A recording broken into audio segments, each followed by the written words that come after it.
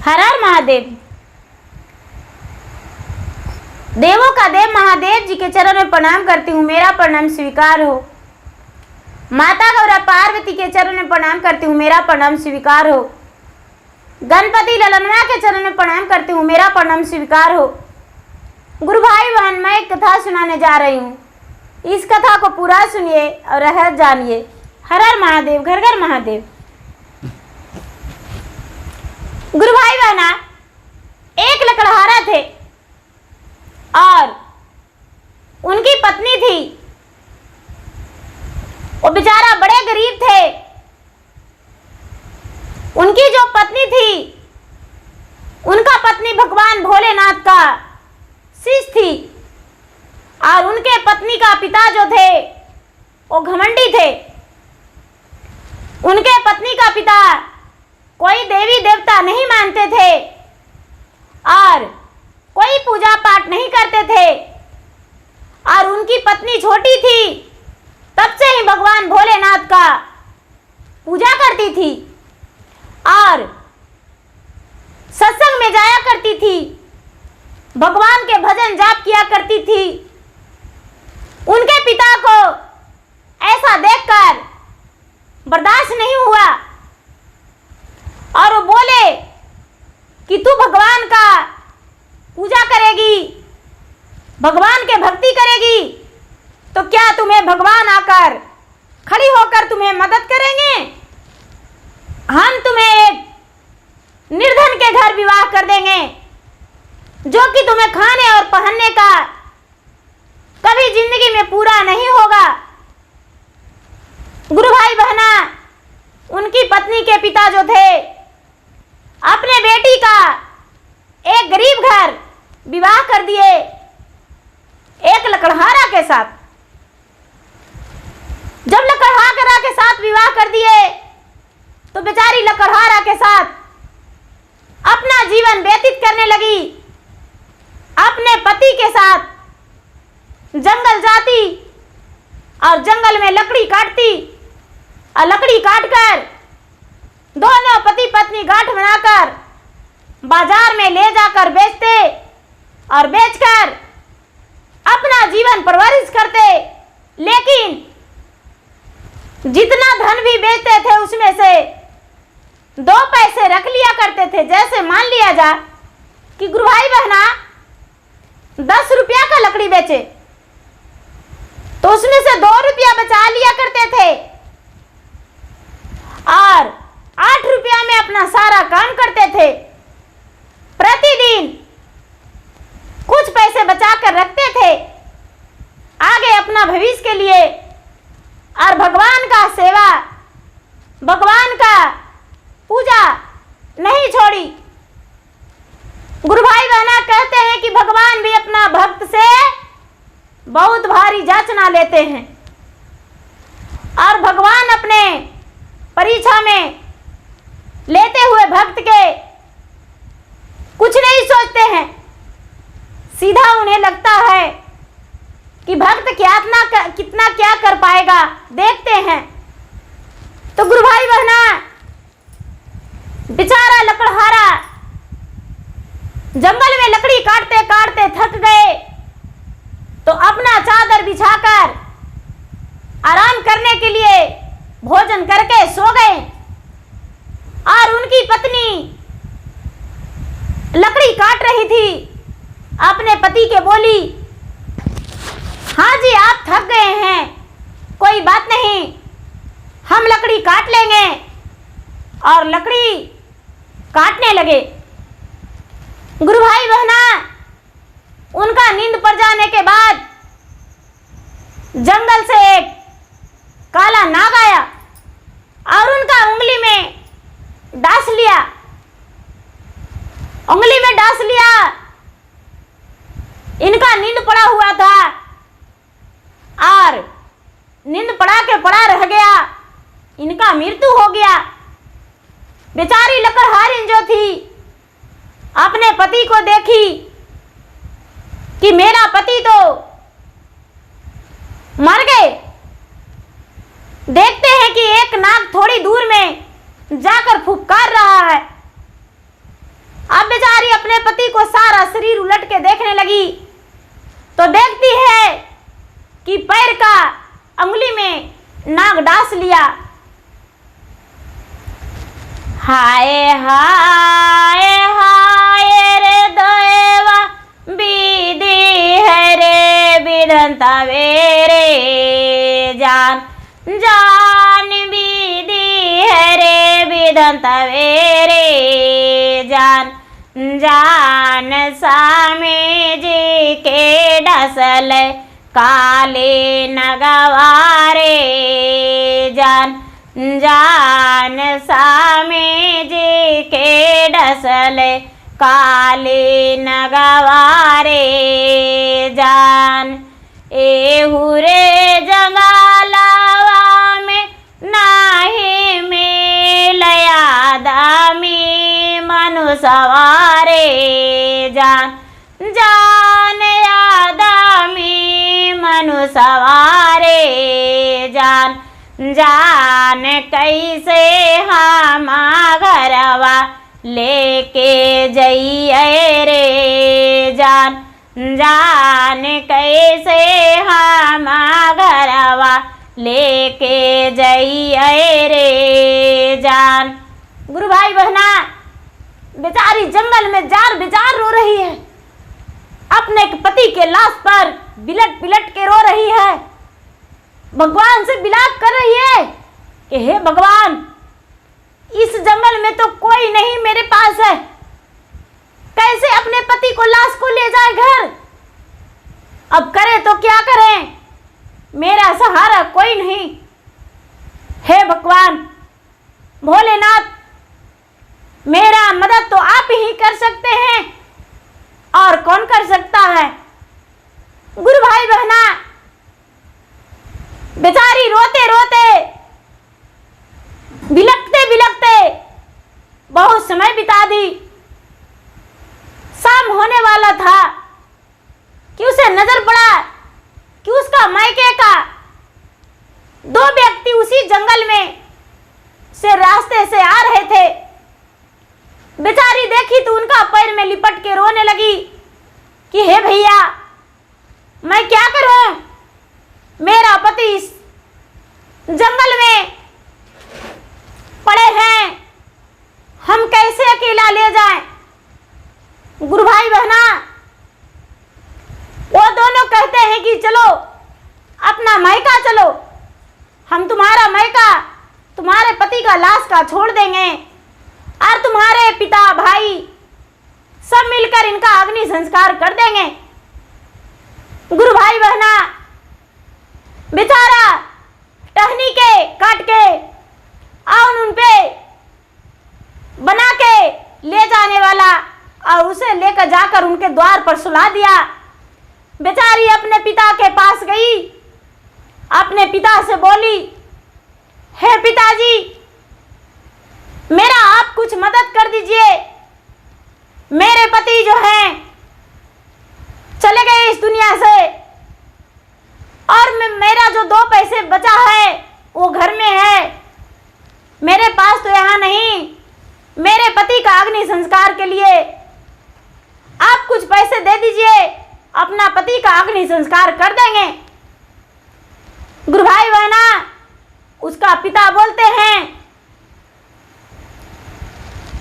कैसे में मरलंगे बेटी तो रोज पति रे जान जान तो रोज पति रे जान जान तो रे हाला शिवा के पुजरिया रे जान जान तो रे हाला शिवा के पुजरिया रे जान। गुरु भाई बहना, इसके पिता कहते हैं कि तुम्हारा जो पति है वो कैसे मर गया, तू तो शिव जी के पुजारी थी, यदि पुजारी नहीं रहती तो हम तुम्हारा एक अच्छे घर घराना में विवाह करते, तुम्हारा इतना गरीब घर विवाह नहीं करते एक लकड़हारा से। एक कहती है, पिताजी मुझे लकड़हारा से विवाह लिखा हुआ था, तो कैसे टलता? पिताजी कुछ मदद कर दीजिए। गुरु भाई बहना, उसके पिता कहते हैं, दूरा में करहुगे बेटी मारा लो जल सवारे जान, जान मारा लो मृतक वारे जान, जान हमाना ही जयबै इन करन जादि कवारे जान, जाने हो जे हाथिन लाकड़ हरवारे जान, जाने हो जे हाथिन लाकड़ हरवारे जान। गुरु भाई बहना, उसका पति भाई जो था, पिता जो थे, पिता कहते हैं दूर हट जाओ, मेरा करीब नहीं आओ, हम उसमें नहीं ठेक सकते, ये लकड़हारा है, गरीब है, हम भी गरीब हो जाएंगे, मेरे पास से ले जाओ। गुरु भाई बहना, उसके पिता मना कर दिए मदद करने से। बेचारी भाई के पास गई। भाई कहते हैं, नहीं नहीं, हम भी तुम्हारा मदद नहीं कर सकते, तू भगवान का पुजारी थी, तो तेरा पति मर कैसे गया? जा जा, मरे हुए लाश को कूड़े कचरे में फेंकवा दो, हम इसमें नहीं ठेकेंगे। गुरु भाई बहना, बेचारी गांव वालों के बोली, हे भैया, मेरा पति का मृतक मेरे घर छोड़ लाइए, लेकिन उसका मदद किसी ने नहीं किया। जब किसी ने मदद नहीं किया तो बेचारी अपने कंधा पे उठा ली, और कंधा पे उठा के और जिस जंगल में से आई थी उसी जंगल में चली गई कि हम लकड़ी का सारा बोझ लेंगे और अकेले पति का लाश जला देंगे। गुरु भाई बहना जंगल लेकर गई और रोते रोते लकड़ी काट काट के सारा बोझ ली, और बोझ के और अपना अचरा फैला के भगवान से कहती है,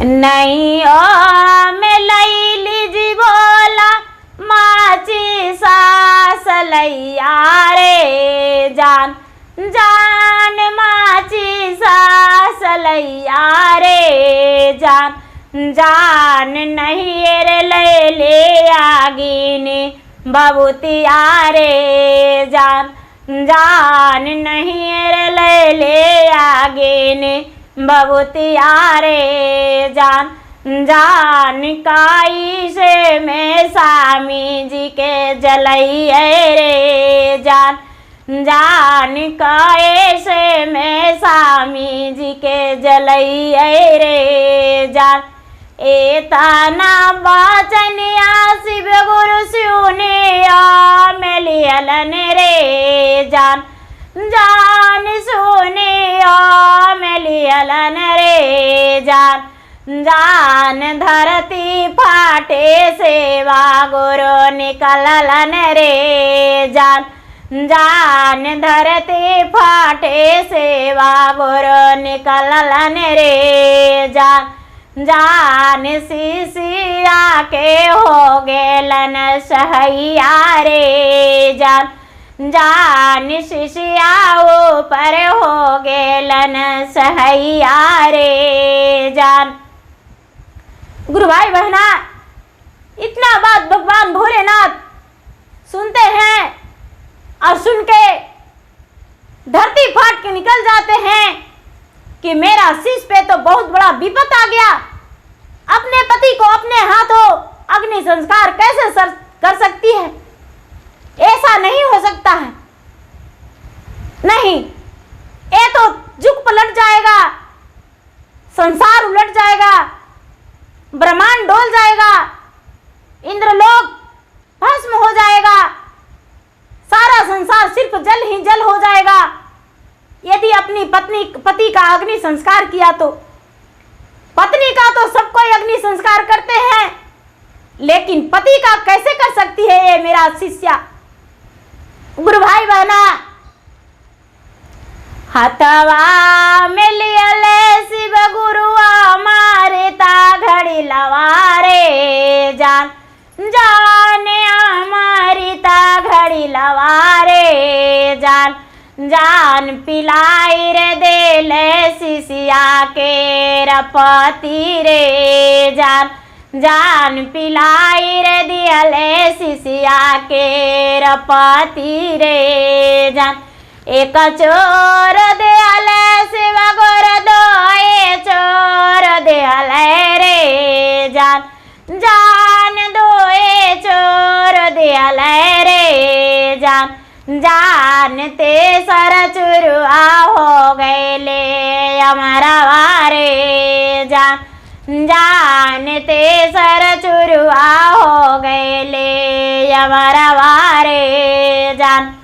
गुरु भाई बहना, भगवान भोलेनाथ एक चुरु अमृत दिए, 2 चुरु दिए, तीसरा चुरु में शिष्या का पति जो मरे हुए थे वो उठ के खड़े हो गए और अपने पत्नी को कहते हैं कि अरे तूने मेरा लकड़ी का बोझा कहाँ रखी हो, मेरा गांठ जो बांधा हुआ था वहां कहाँ रखी हो, वो घर ले जाना है, तुम उसे कहाँ रखी।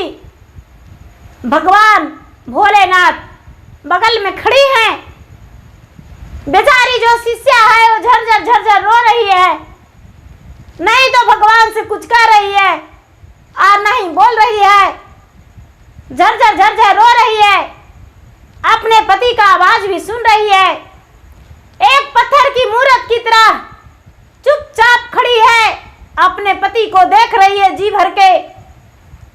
उसका पति उसे गले से लगाकर कहते हैं, तू क्यों नहीं बोल रही हो, आखिर क्या कारण है। गुरु भाई बहना, बेचारी उनका पत्नी कहती है जरा पीछे मुड़ करते देखिए।